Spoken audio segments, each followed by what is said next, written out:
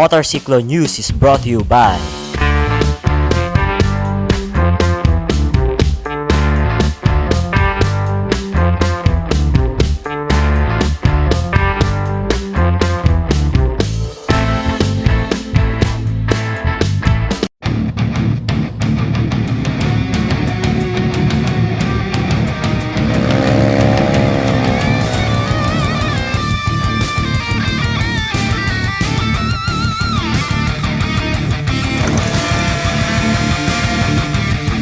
Mga sugustas, ako nga pala si Mr. Mel Aquino. Ako nga pala si Titan Ho. Ako si Telly Buhay.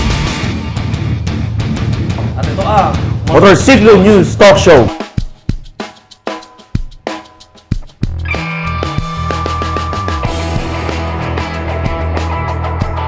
magandang gabi mga siklistas. Nandito na naman tayo sa panibagong edisyon ng Motorcycle News Talk Show. Papa Telly, Papa Titan, nasa ba tayo ngayon? Ano ba ang mga gamit natin? Copy. Mukhang nagulat ako dito. Nakaupo na ako dito. Ano, nagising ka, ganyan na lang. Ano? Oo, parang gano'n na nga. Oh, bagay, ako rin eh. Papi, nandito tayo ngayon sa Tanay Adventure Camp. Tanay Yun. Adventure Camp. Ayan, saan ba nakalocate ang Tanay Adventure Camp? Ito, medyo may hirap big kasi, no? Sitio Ayan. Barangay Sampaloc, Tanay Rizal. Tanay Yun. Ayan. Ano ba yung mga nakakabit sa atin ngayon? Ano ba Hindi ito ko rin yung alam. harness? So, Harness. Harness. Ito ang tinatawag na zip line. Zip line. Ayan, so gaano kahaba ba ito, Papa Titan? Itong haba ng zip line natin from point A to point B is around 250 meters. 250 meters. So parang drag race lang Yes. ng quarter kilometer to. quarter Oo. kilometer. Parang half ng quarter to. Half ng quarter. So, magkakarera tayo, gano'n. Oo nga. Pero sa tingin ko, ano kaya ang pinaka-speed naman na ito pagka magkakarera tayo? Averaging around about 38 to 40 kilometers per hour. Wow, so ibig sabihin matuloy-tuloy nito. Patuloy-tuloy rin to. Sa motor nga, hindi ako maabot ng 25. 25? Paabot ng 25, bakit naman? Eh, Papi, alam mo naman, takot ako sa mabibilis, Papi. Hindi ko alam ba't nandito tayo eh. Oo nga. So ngayon po, kamustahin natin yung mga tropa natin yan. Si Sir Joey ng Tanay yun. Adventure Joey. Camp. Ayan, Sir Joey, maraming salamat. po. Thank you. Ayan, sino ba? Yung ating fans club. Naman, sila Meng Sibilla, pare. Ayan. Good evening sa'yo. At syempre, salamat kay Papa Rolin sa Patose. Yun. Si Rupa Paroli, si Daddy Jing, tsaka huwag natin kalimutan, si Jun Bakbak. number 1 fan Yun, natin. back, number 1. Yan ba, presidente ng Telenatics? Ay, hindi, iba pa yun. Iba pa Meron pa. iba pa yung mga Telenatics. Aanim na lang sila pa. Alim na lang. At syempre binabati ko nga pala yung office ko, yung aking mga HPE family, yung mga taga Corel. Yan. Syempre, Mariano Balane from Daet, Camarines Norte. Ang dami yung binabati. Ay syempre, Okay, syempre. plugging na rin to. Ayan, so mga siklistas, marami tayong pag-uusapan ngayong episode na ito. Kaya sit back, Relax. Yi, mga siklistas, ako, si Mel Aquino. Ako si Telly Buhay. At ako si Titan Dog. And welcome to Tanay Adventure Camp. Bye-bye.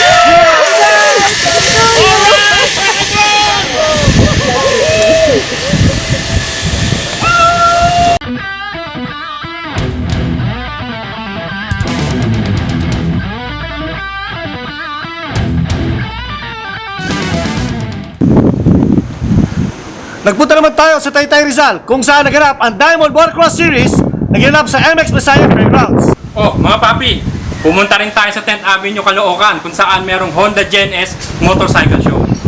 Pumunta tayo sa Dusit Tani Hotel kung saan ginanap ang National Sales Convention ng New Market League Pharmaceutical Corporation. At syempre, nabigyan rin tayo ng chance na ma-meet and greet ang mayor himself ng Davao City na Mr. Mayor Rodrigo Duterte. Para sa ating food and tour, pumunta tayo sa isang pinakamasarap na burger restaurant dito sa Metro Manila, ang Sark's Burger. Para sa ating bike review, sinubukan naman natin ang Pimco Super 8 150 at ang Agility RS 125.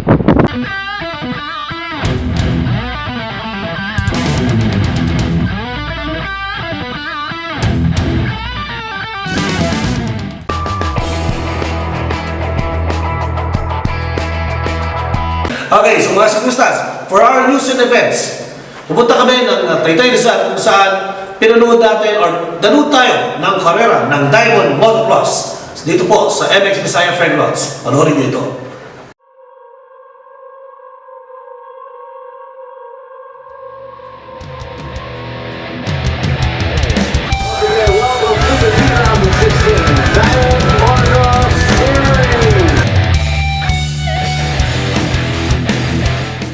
every part of this program, Lord, for you to glorify you.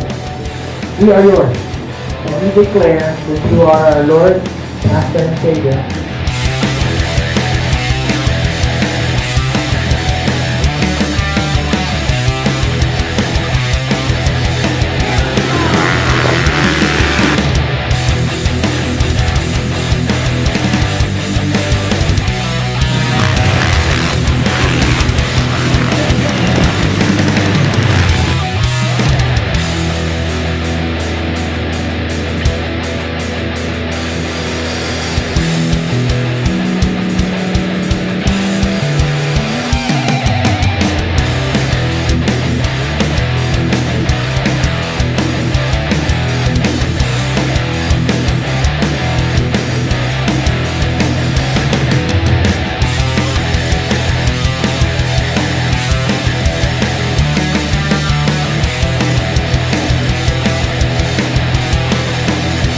I'm enjoying. I'm just making the sport grow.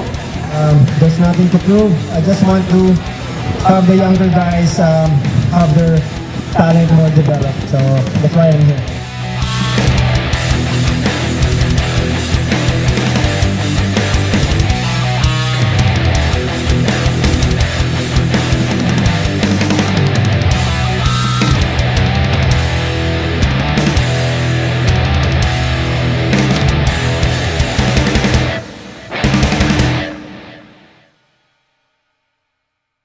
So yun po ang naganap sa Diamond Motocross Series, naganap sa MX Motocross sa Motocross Messiah Fairgrounds. So yun po, isa sa mga pinaka na-high na dyan, si Glenn Aguilar at saka yung bagong endorser ng Phoenix Racing Team for Motocross, Mr. Enzo Noynix. Oo, syempre, Orbe Brothers. Ay, Orbe Brothers. Napakagaling naman talaga nila. Nagliliparan yung kanilang No, so kakaiba talaga yung mga ride nila niyan. Papi, isa lang ini-expect ko. Hindi ko nakita eh. Yung legendary motocross racer. Yan ba yung may laki na nakakita? Ang tagal na nun, 1998 pa yun, ilang taon na, 2016 na. Hindi na natin Kahit pa ba yun? Oo, 98 lang ba yun? Oo naman. And of course, mga papi, pinuntahan natin yung Dusit Tani Hotel, kung saan ginanapin National Sales Convention ng New Market Link Pharmaceutical Corporation. So, panoodin nyo ito mga siklista. Good evening, Ciclistas. Nandito tayo ngayon sa Dusit Hotel kung saan nagaganap ang National Sales Convention ng New Market Links Pharmaceutical Company. Tara, Ciclistas, pasok tayo sa loob.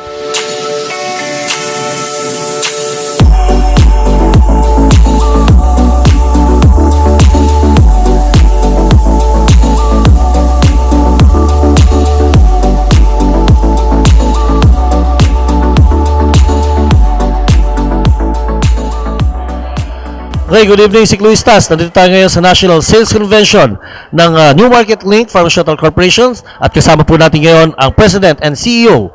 Walang iba kundi si Dr. Francis Wade Gomez. Good evening, sir. Good evening. At good evening din sa lahat ng nanonood sa motorsiklo. So, sir, may mga questions lang po tayo, sir. So, how long has NMPC been in the business? Okay. Actually, we're celebrating our 10th year this year. And but before New Market Link came into being, there was already a previous Market Link International Corporation for 14 years, which we converted into New Market Link. So all in all, you can actually say we've been around for 24 years. Sir, what is the core business of NMPC? New Market Link is a pharmaceutical company whose core business is the marketing of specialized pharmaceutical products and medical devices. The reason for being of New Market Link is actually our mission, which is to save the lives and improve the health of the Filipino people by making sure that high-quality medicines and medical devices are available to us. Sa mga Ciclistas, hindi nyo alam na si Doc Francis is also a motorcycle rider. So, Doc, right now, ano ang gusto nyong niraride nyo? Adventure, sports, or more on the cruiser type? What rider are you? I think at my age now, I'm more of an adventure touring rider. You know, comfortable bikes with nice travel suspension, and which can get me through any road condition without any problems. Baka meron ho tayong mga advice or message that we can give to our cyclistas out there para po sa lahat ng mga na nagra-ride the motorcycle. Alright. Worn the right safety equipment. And number 2, ride your bike at a reasonable speed. And I think the third advice would be, well, follow the traffic rules. Never ride counterflow when you're not really sure, especially if it's a curve. And this is, I think, the major problem, the accidents in Marilake. Thank you very much, Doc Francis. Maraming salamat po sa inyo. Balik sa inyo mga ciclistas. Ride safe. Ride safe. Yee! I'm putting my life, my honor, and even the office itself. I could lose them. Huwag mo na ako niya hindi ka po sinabi ko. I'll fix government. And I'll try to improve the conditions of the country. If I make it, I'll serve you. If I do not make it, well, when you're in Davao, look me up and have coffee. Maraming salamat.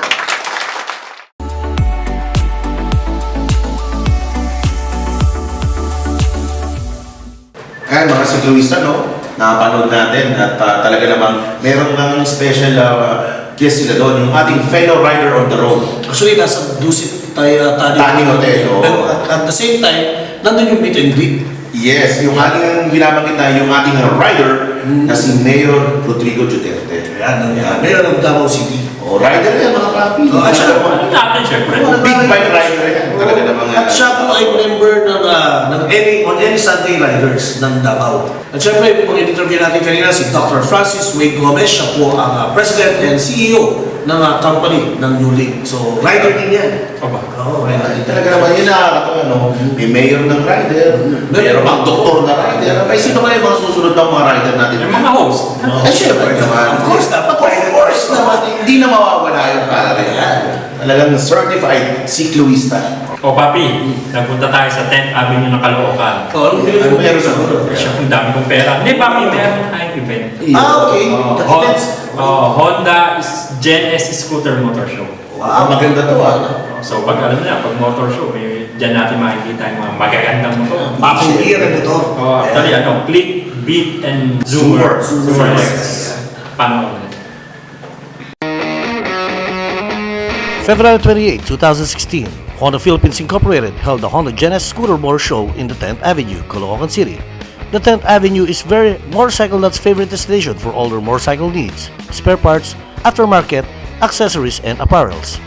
The event featured the best scooters in the land. All the Honda Click I, Honda Beat Fi, and Zoomer X competed and was displayed at the event. Aside from motorcycle show-off, a talent show was also held to showcase the Philippine skills to wow the crowd. They danced, sang, and played with fire, all vying to be the top talent of the night. At the end of the day, it was the Click I, the Beat Fi, and the Zoomer, the stars that got the attention of the people in 10th Avenue, showing off their technological advances in bed each scooters. Oh, nakita niyo ba yung motor ko doon? Ano ba yun? Wala doon. Sabi na yabay. Hindi, ang ganda ng mga motor doon. Bakit ba? Mga pang motor show talaga. Ang nalaman, ang gulo, ang haba ng wheelbase, talaga naman nag-effort ang mga riders na ito na pagandahin at kapapagilin yung kanilang mga motorsiklo. Mapormahan talaga. Oo. Oh, but by the way, may nabati ko isa nating fans natin, si Ann. Si Ann. Ann De Leon. De Leon. Si Hello Kitty. Hello Kitty, Oh, yung Scooby yan. Scooby. Yan. Oh, ikaw, nakangiti ka. Dyan ka. Siyempre, yan. Congratulations sa lahat ng mga nanalo at mga nag-uwi na magandang pa-premyo mula sa Honda Philippines. Yan, congratulations sa inyo. Yan. Oh, mga siklista, nabitin ba kayo? Huwag kayong maalis. Wala magpapalit ng channel. Magbabalik kami.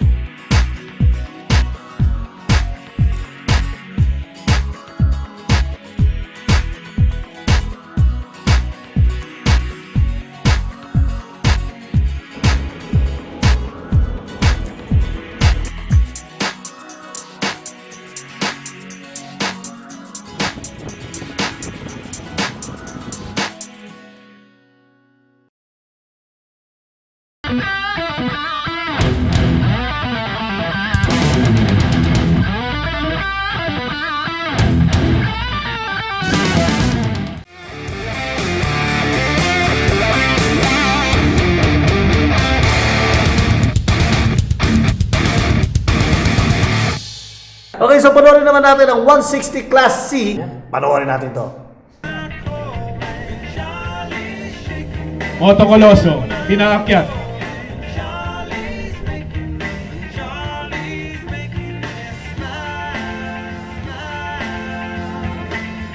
Pinaunong si Badak.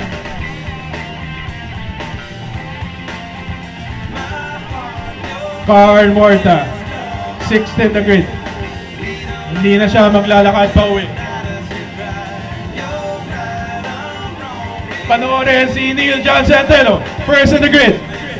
Nakataas pa ang red flag. Pag umalis ang red flag na wala ang ilaw. This is the 160 category. Neil John Centeno got the whole shot, followed by EJ Suba. Romano Q. Santos, third position. This race is nauna ni EJ Suba si Neil John Centeno. Teammates, Poso, motorcycle. Nakatutok si Neil John Centeno kay EJ Suba. Romano Q. Santos nanonood lang. Humahabol si Jerome. Humahabol si Kurt. From Baguio. Rider number 20. Fourth position.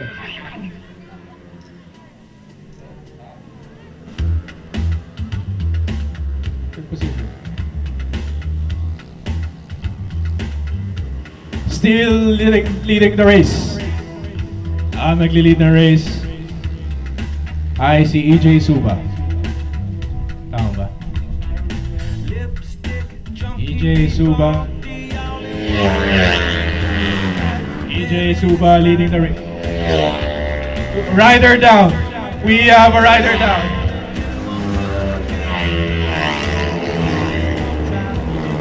Jerome, rider down.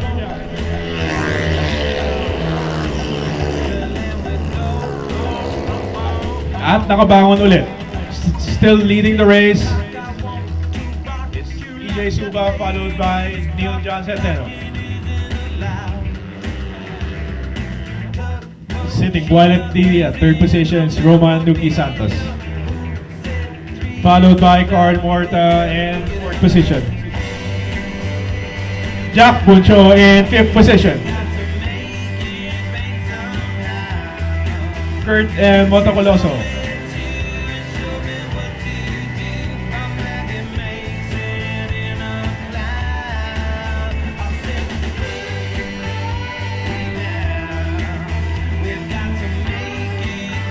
This is the Roadmasters GP. Rockstar Events.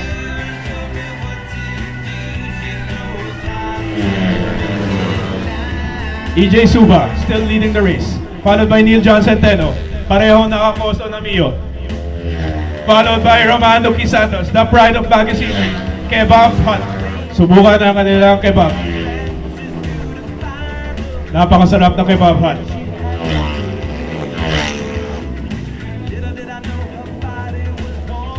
Nuki Santos, third position, lumalayo. Hinahabol ni Carl Morta. A very nice lap.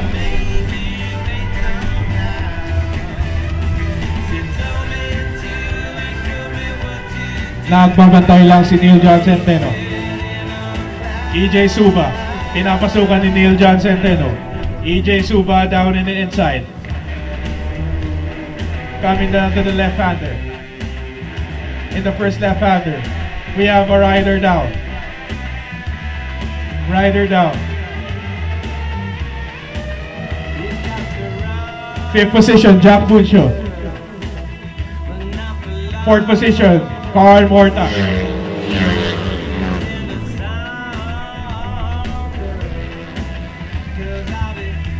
Four laps to go. 4 laps to go. Dalawang rider nag-uunan.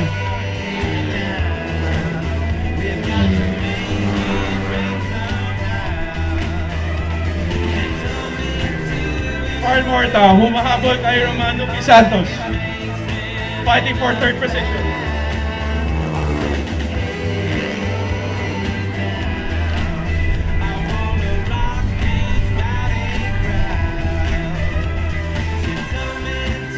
Manunod ang mga rider. Naglalaban.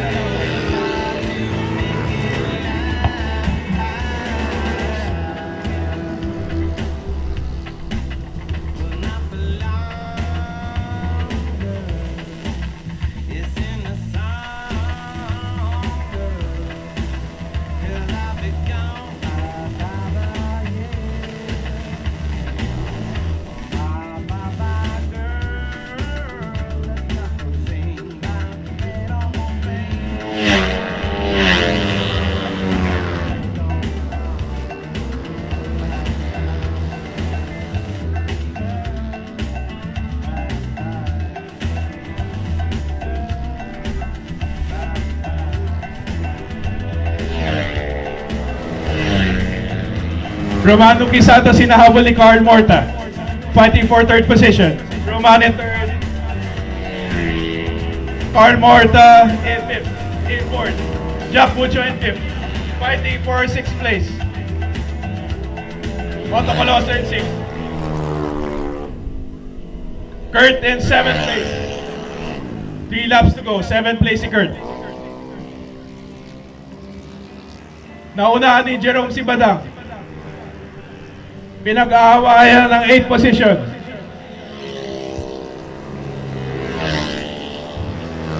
Eighth position pinag-aagawan. Badang and Jerome.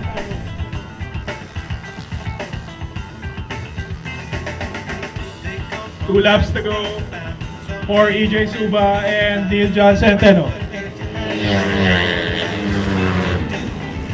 EJ Suba naka-red na suit. Neil John Centeno naka-white. In the white corner, Neil John Centeno. This is the 160 Class C of the Roadmasters.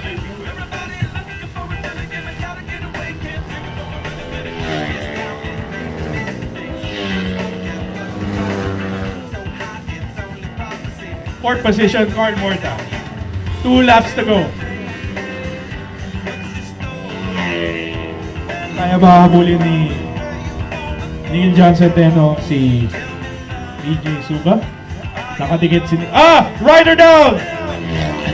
Neil John Centeno! Rider down! Neil John is gone.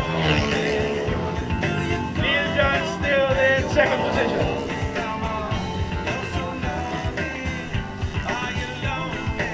Umahabol. Out of the race. Nuki, rider down, out of the race, Nuki. Nuki is out. Neil John Centeno is out. And one more rider, also out. Solo ka ngayon, EJ Suba. Hinay-hinay lang, huwag ka lang sumempla. Pag sumempla ka, mananalo si Carl Morta. Si Nuki nandito pa pala eh. Nakatayo pa si Nuki. Last lap. Last lap for EJ Suba. Carl Morta, second place.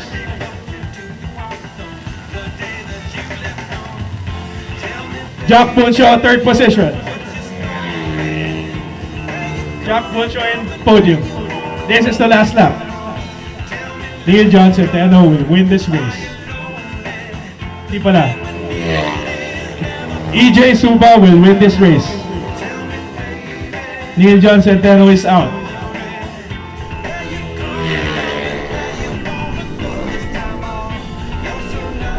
It's Kurt versus Nuki. Naglalaban si Kurt and Nuki. Followed by Jerome in 5th position. Last lap.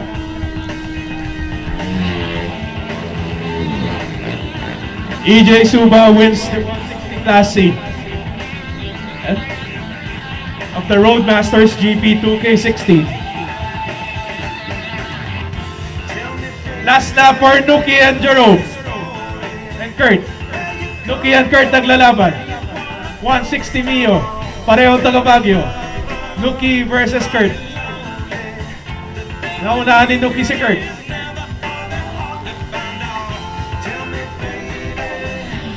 Carl Morta in second. Jack Buncho in third position.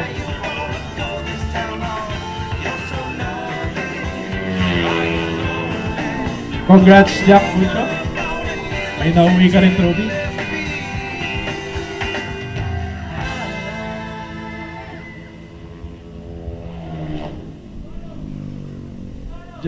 Jerome. Nuki in 5th position. Kurt in 6th position.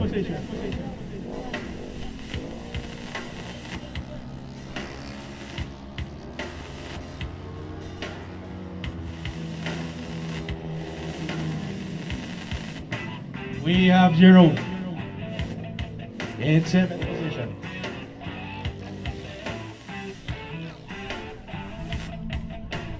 EJ Suba, the winner of the 160 category.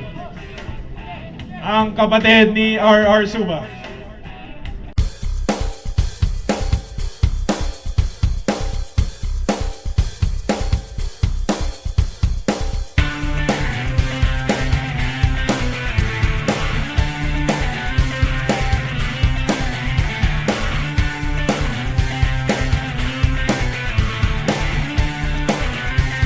Yan, magandang araw mga sikluwistas. Ako po si Telly Buhay. Nandito tayo ngayon sa Tarlac City sa Recreational Park. Kasama natin ngayon si Mayor. Mayor, magandang araw po.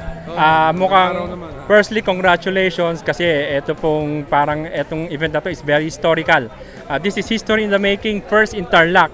Sir, ano po ba yung ating goal dito sa paglalagay ng racetrack sa Tarlac City?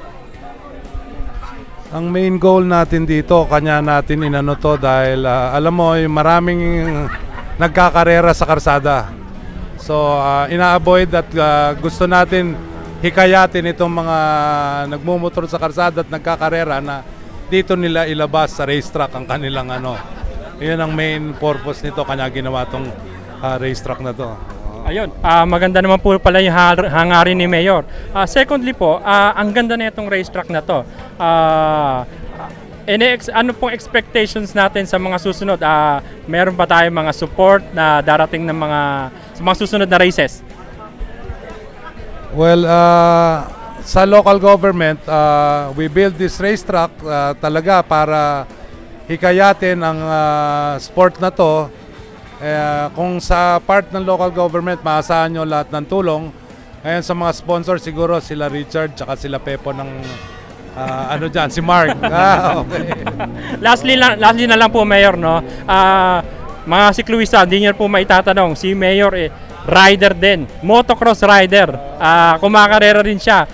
Sayang lang, wala si Papa Mel Aquino, nandun sa kabila. Anyways, si Mayor, nagra-ride pa po sila, di ba? Sumasakay pa, pero matagal na hindi ko makarera. Pero tuloy-tuloy ako sumasakay. Talagang motorcycle enthusiast ako since bata. Ayun, so kaya po pala meron racetrack ngayon dito sa atin dahil ang ating butihing Mayor isang kapwa rin dating rider. Ayun, Mayor, thank you very much. Maraming salamat at sa mga bisita, kung papasyal kayo dito, meron tayo yung Monasterio de Tarlac. So sa mga riders, ang bahay ko open sa inyo palagi. Wow! So very open ang Tarlac City dito sa ating mga Grupo. Oo, yun. Thank you so much. Mga sikluwistas, kasama naman natin ngayon si Mr. Pepon Marabe, ang designer ng racetrack dito sa Tarlac City. Sir, kwentuhan mo naman kami rito, paano nyo ba dinesign tong racetrack na to? Alam mo, malaking challenge yun no? Tinawagan ako ni Governor Yap at humingi ng tulong dahil alam nilang mga mahilig kami sa karera. Pinakita niya sa amin itong area. This is about 6 hectares. Okay. Kaya nung sinimula namin ito, bundok-bundok pa yan. Okay. Na laking challenge ng pinatag namin ito para magawang racetrack. Inabot din ng mga 2 years ito dahil talaga napakaraming trabahong ginawa. Pero awan ng Diyos, natapos naman at maganda naman sana lumabas. Mukhang nag-enjoy naman yung mga riders natin. No, actually very enjoy. Kahit ako nag-enjoy, nanood ako ng karera. So this is 2 years in the making from conceptualization hanggang eto nga sa realization. Correct, oo. Very supportive pala talaga ang Tarlac City and in fact the Tarlac province dito sa mga sports activities natin. Yes. Ang advocacy nila is also to increase the awareness sa mga riders dahil alam na natin marami aksidente sa mga lalo na sa motor. So ang gusto hikayatin ng governor na dito na lang sila kumarera sa racetrack at wag na sa kalye. Marami bang mga racers from Tarlac? Alam ko maraming mahilig dyan, pero syempre nahihiya pa sila, lalo na sa mga taga Manila. Pero alam ko lalabas din sila sa next leg. Okay. So last question, Sir Pepon. Baka gusto niyo mag-invite para sa ating mga riders and racers na pumunta dito sa ating Tarlac. Ano ba ang asahan nila? Well, una congratulations kay Mark De Leon for his very historic first leg dito ng kanyang Roadmasters GP dito sa Tarlac Circuit Hill. Of course, gusto ko niya yan, lalo na mga taga Tarlac, sa inyo ito, no? Nandito kami sa inyo. So, alina, sali na kayo rito sa next leg.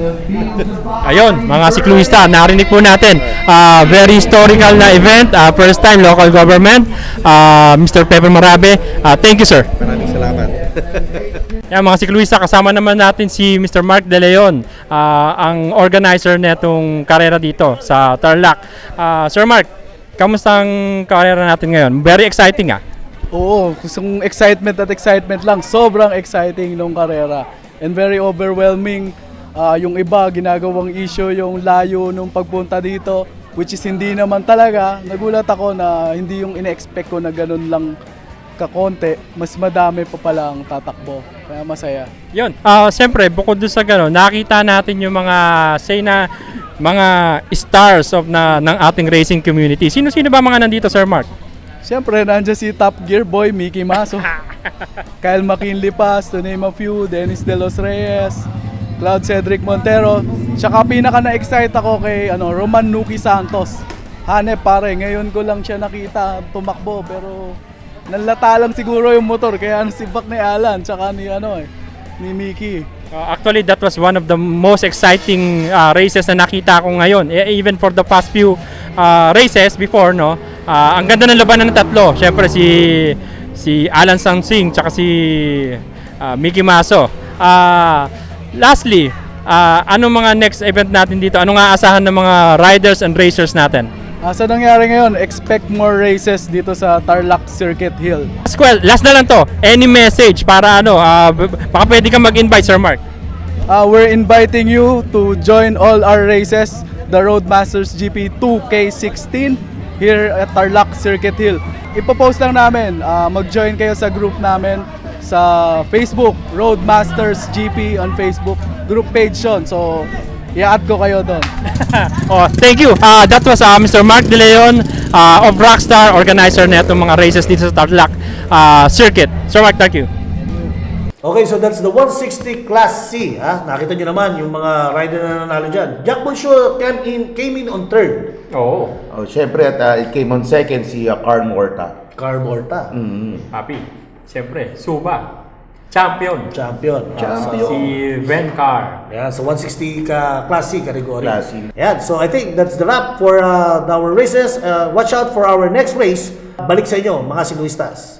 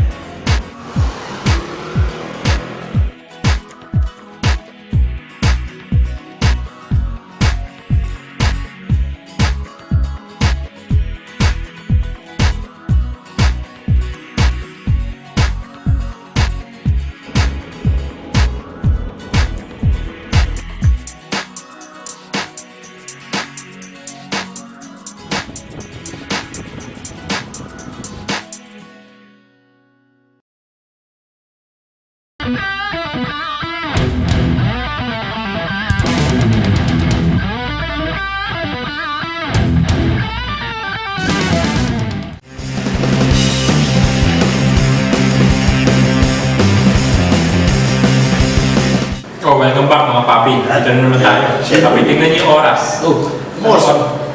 Wala pala ako rin. Oras na para kumain. Kasi Ayun, na ako. Kaya pala medyo kumakalam na yung sigmura ako. Speaking of food, Papi, ano meron ka ngayon? Siyempre, pinuntahan natin yung isa sa pinakamasarap na burger restaurant dito in Metro Manila. Wow. Ito ang Zark's Burger. Kaya panoodin ito.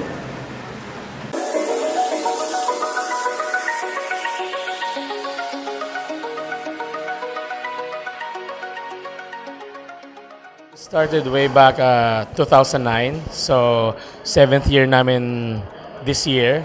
So we started sa 20-seater lang dito sa first branch namin dito sa Lasal Taft. Because now we have 17 branches. We have 3 branches sa Visayas, and then we'll open one more, and hopefully this year or early next year we'll have our first branch in Mindanao. So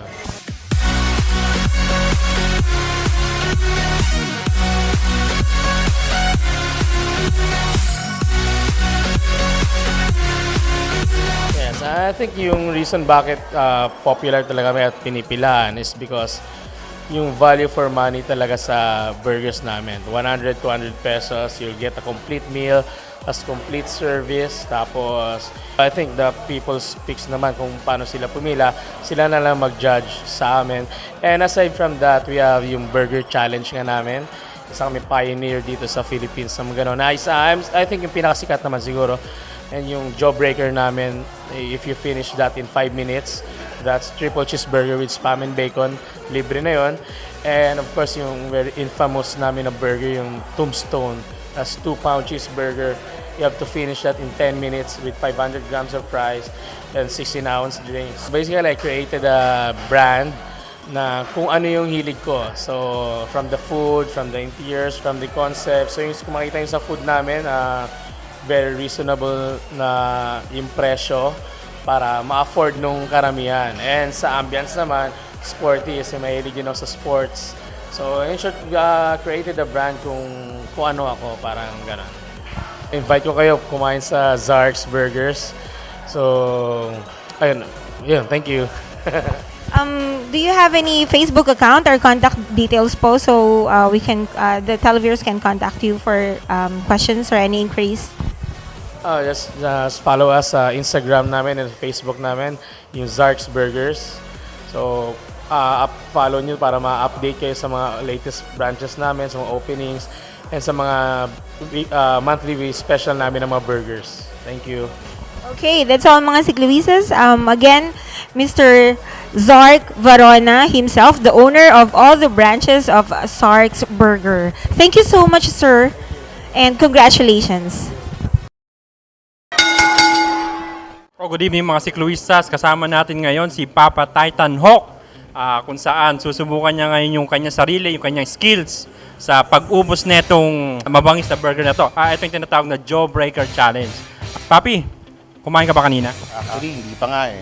Pero kanina nag-breakfast ako. Anong oras ka nag-breakfast, Papi? Mga 10 o'clock. So, partida pa yan, ha? Anyways, ngayon, panoorin natin kung kaya ba talaga ni Papa Titan yung 5-minute challenge dito sa Jawbreaker, dito sa Zark's Burger. By the way, Zark's Burger, Eastwood, Libis. Kaya kasama naman natin ngayon si Mr. Morris. Papaliwanag niya sa atin kung paano yung mechanics na itong Jawbreaker Challenge sa atin. Sir, paano ba itong ginagawa itong challenge na to? Yung burger na 3/4 pound patty, tapos yung 400 grams na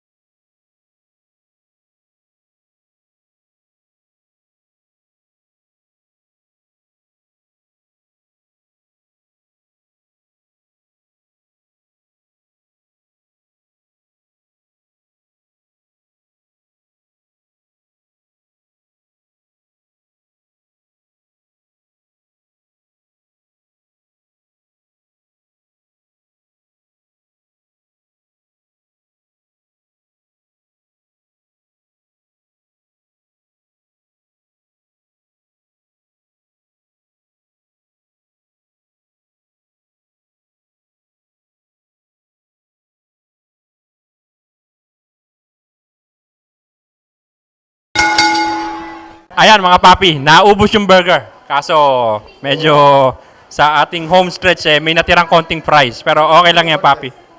Bili pa rin kami sa'yo. Ang sabi mo, Ano? ano mo pare, hindi biro, mahirap lumunok. Kaya may practice ka. Natatawa kasi ako sa katabi ko eh. So dapat ulitin natin to papi. Wag na natin ulitin. Ganun. Ayun, anyways mga sikluista, medyo mabigat pala talaga tong Jawbreaker Challenge. Papi, nabasag ba yung panga mo? Nabasag, ang sakit. Ang sakit na kangunguya yung panga ko. Anyway, sikluista, ayan po, Jawbreaker Challenge by Sark's Burger. Oh, mga papi, nakita niyo naman. Ha? Hindi ko natapos. Oo nga, pero mas lalo ko kinutom doon, ha? Ang laki ng burger, Paps. Ano ba sa... konti na lang eh. Sabi ko siya, konti na lang eh. Pre, literally, when you say the name itself, Jawbreaker, as in, talagang sumakit talaga yung jaw, pangunguya. Pero hindi naman nabasa. Kasi Hindi naman. Kailan jaw pain? Jaw painer. Jaw painer. Oo. Pero in fairness, I mean, ang sarap po talaga ng burger ng Sark's. Yan, so salamat Zarks para sa napakasarap na burger. So mga sikustas, huwag kayong alis. Babalik kami.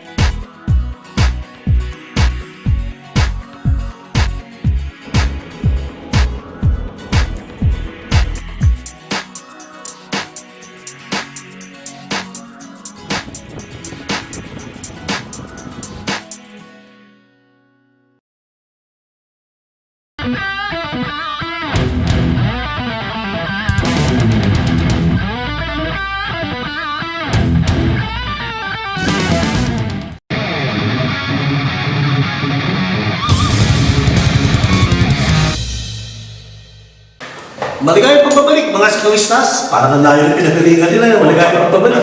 Parang Pasko lang. Ano, parang Pasko. Maligayang Siyempre, alam mo naman dito sa Motor City Talk Show everyday Pasko. Ayaw.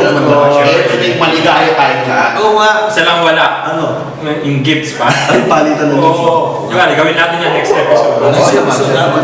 Pero totoo na ha. Totoo yan, totoo yan. Okay. Binigay niyo sa akin, puro kapunta. Pagawalan lang, ha? Shit. Okay na. So, pupunta naman tayo sa bike review. Na-review natin ang Kimco Agility RS125. Panoorin nyo ito.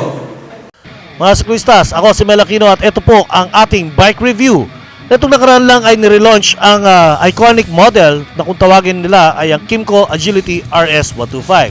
Pag-usapan natin itong bagong modelo na ito. Kimco recently relaunched this iconic model due to public demand with various improvements, making this Agility more versatile than ever. Okay, pag-usapan natin ang makina ng Agility RS125.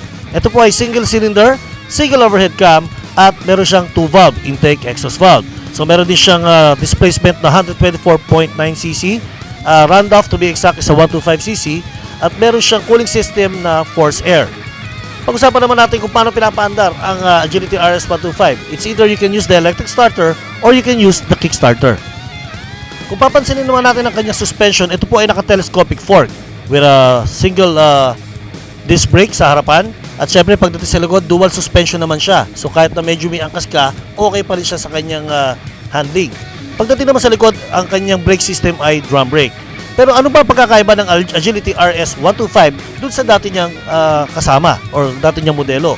Kung mapapansin nyo, yung kanyang harapan, yung kanyang manibela, ito po ay medyo kakaiba sa lahat ng mga scooters na nasakyan namin. The speedometer is conventional. Merong RPM, merong speedometer, merong fuel fuel gauge tsaka relo. Pero mapapansin nyo nakahiwalay po siya sa manibela.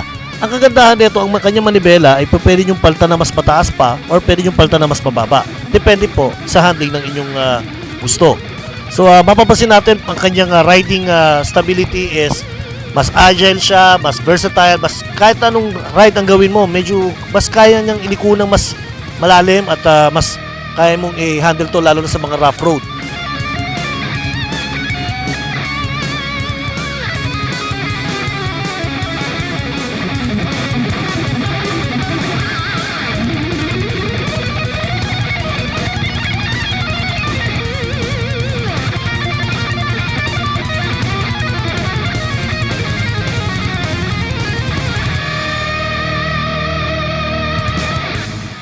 Has also a 4-liter fuel tank and bago rin ang kanyang manibela, bago rin ang kanyang speedometer at kung saan masasabi natin na ang itong RS Agility na ito ang mas gusto ko siya kaysa rin sa dati.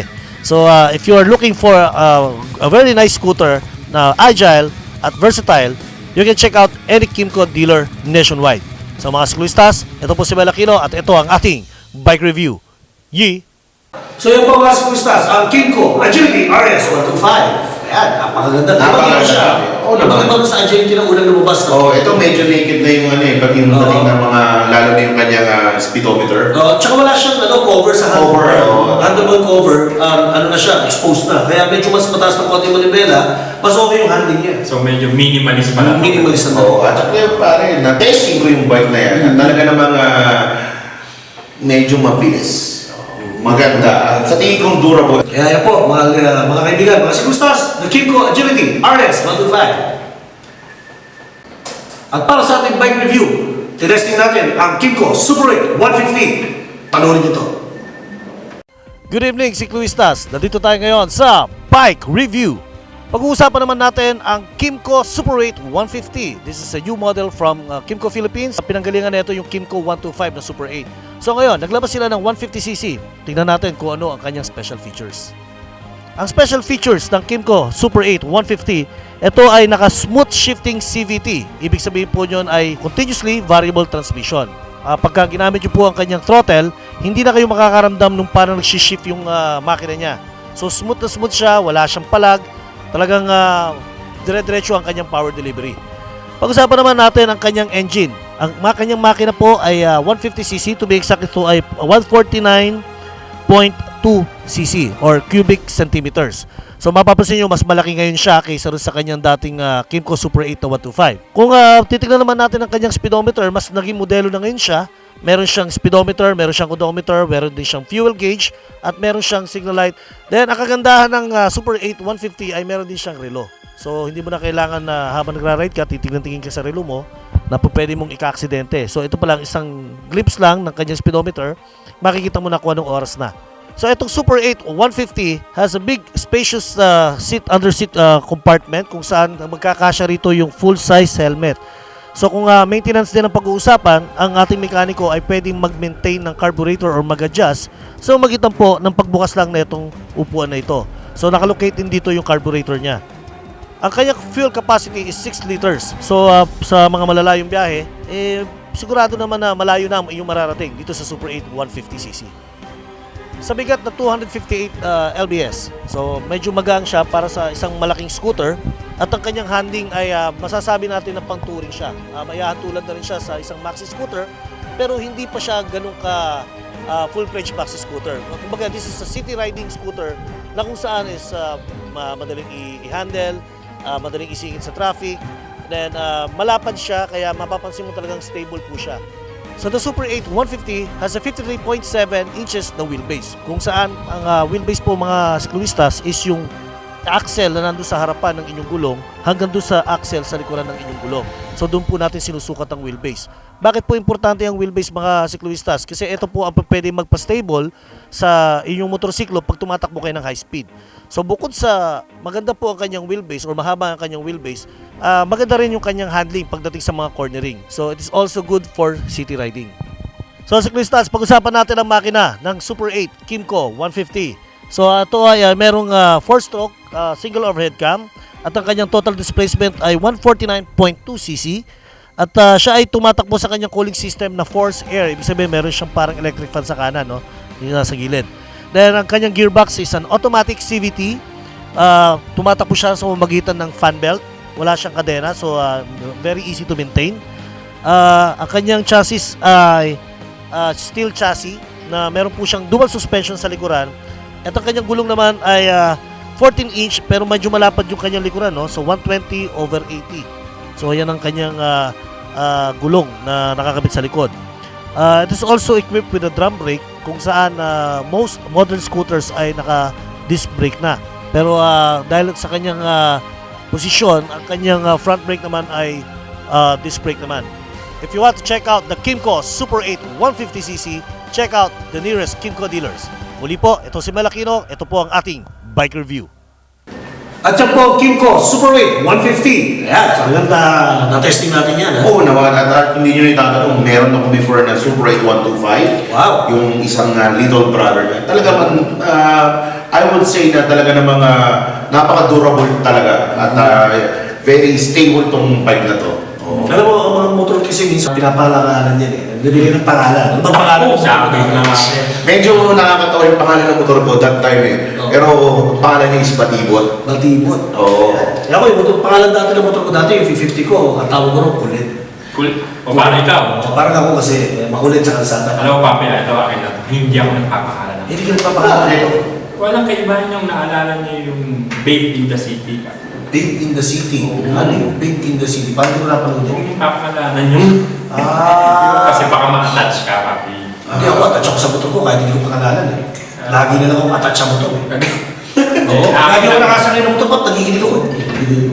O yung mga kasama ko, mga nagpapangalan ng motor, ako wala talaga, Papi. Wala. Oo.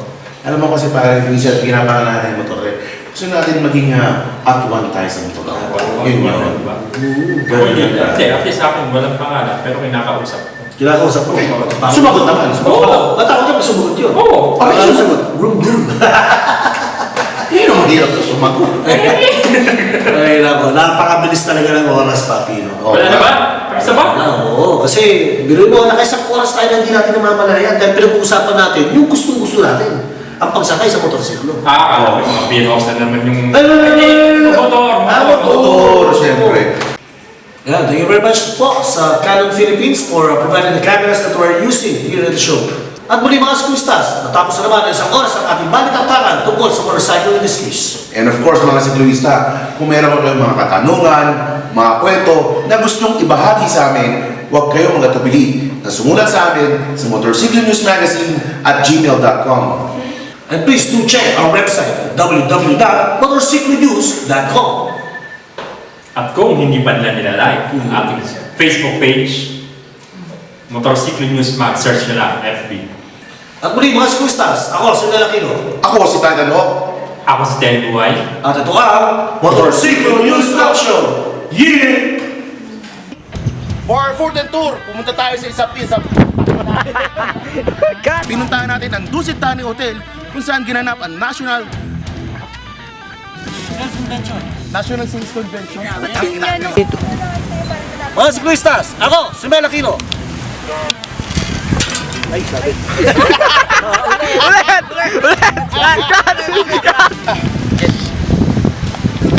Talaga napakahirap. Talaga namang buwis buhay itong ginagawa namin. Hoy, Titan, halika na, magsushoot na tayo. Ito ba tayo? Teka, ulit lang.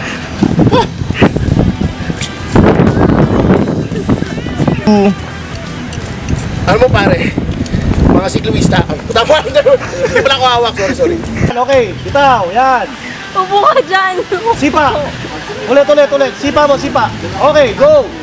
Alright. Sipa. Down. Redo. Alright, here we go. Yeah! Yeah!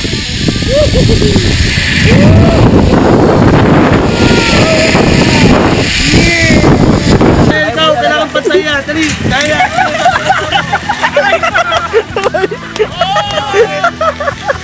Ang bigat sa amin. Incoming helipad! Ayan na! Dol, mukhang mag-a-adjust tayo dun sa malaking yun, sumasama. Kaya naka-high speed, papanik. Ito ba yung tsura eh? Konti na lang. Konti na lang. May car. Sa lahati na kati.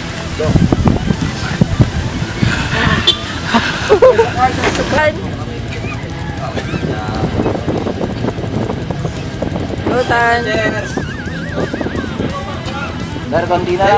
Jump, jump. Jump, jump. Alright! Mga sikluwista, huwag niyo pong gagayahin ito. Pang professional lang pong gumagawa nito. For the love of the camera. Yeah! Yung magagayahin.